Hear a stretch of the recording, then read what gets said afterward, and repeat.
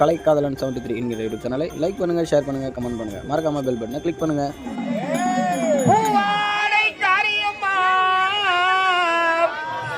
நீ மருளாடி வந்திடம்மா